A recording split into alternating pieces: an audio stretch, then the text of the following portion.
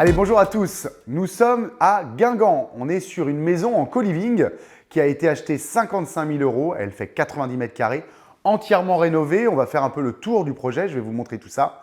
Il y a eu 98 000 € de travaux engagés avec les meubles.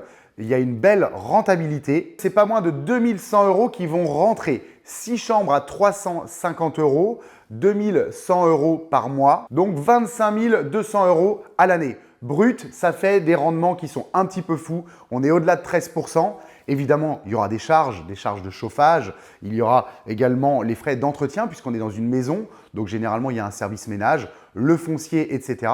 Néanmoins, ça reste une belle opération dans une ville assez dynamique, 8800 habitants pour 1100 étudiants. Voilà, donc le tour de la maison, ça a entièrement été rénové. Les murs périphériques ont été réisolés avec 14 cm de laine. C'était impressionnant, il y avait une cloison ici, c'était vraiment dans un sale état. La maison était malade, il y avait un champignon qu'on appelle la mérule qui venait d'être traité par les anciens propriétaires, mais il fallait vraiment se projeter. Ce qui a été conservé, c'est les menuiseries qui étaient existantes que vous voyez en bois. Ensuite, ici, on est venu vraiment créer deux espaces, le salon et la cuisine, avec cet énorme îlot qui fait 1,20 m par 3 m de long. On a des rangements en dessous et néanmoins, on peut aisément manger à 6 puisqu'il y a 6 chambres, mais on pourrait quasiment rajouter 2 personnes.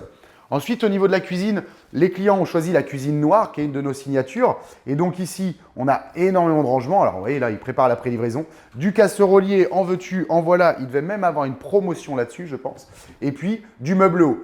On fait systématiquement ça, hein, du meuble haut pour qu'il y ait un équilibre dans l'ensemble. L'évier, plaque 4 feux, la petite hotte tiroir qu'on va retrouver ici. Et puis bien sûr, le frigo qui est encastré sur ce modèle-là. Voilà pour la cuisine. Je vous montre un petit peu le salon, un petit peu de décoration. Les radiateurs sont tout neufs. Et là, on va découvrir le salon. Donc, il y a vraiment deux espaces qui est délimité par cette niche finalement un petit peu de couleur verte que les clients ont choisi. Et donc là, tranquillement, on peut regarder la télé. Le tableau électrique est tout neuf. Voilà, quelque chose de plutôt sympa. Ici, on retrouve à peu près 40 mètres carrés. Donc, ce qui est appréciable dans ce genre de projet en monopropriété, c'est vraiment d'avoir des espaces finalement qui sont cohérents pour mettre suffisamment de personnes dedans. Donc, l'avantage de ce projet-là, c'est typiquement le prix. Le prix, c'est d'un autre temps. Il faut se dire qu'ils ont acheté il y a 2 ans, c'était malade.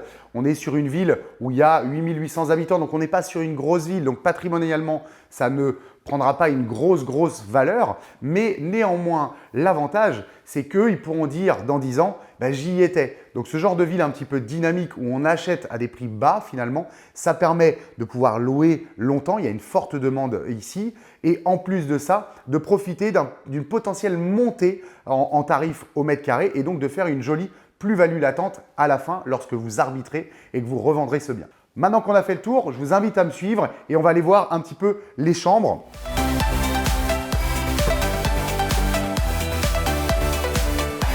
Ici, on se retrouve sur le premier palier. Derrière vous, vous avez une salle de bain et là, on va retrouver 3 chambres. Donc, un exemple de chambre. Ici, il y a une ouverture qui a été créée pour justement créer une chambre et ce qui crée de la rentabilité tout simplement. Il n'y avait pas d'ouverture dans le pignon.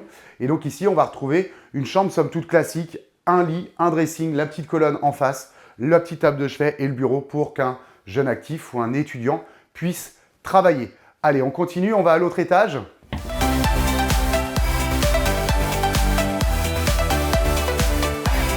Donc ici, on est sous les combles de la maison. C'est aussi ça finalement le but de ce genre de projet, c'est de pouvoir maximiser les mètres carrés. Ce n'est pas du tout aménagé. On voit les poutres. La maison date de 1700 à peu près, 1780.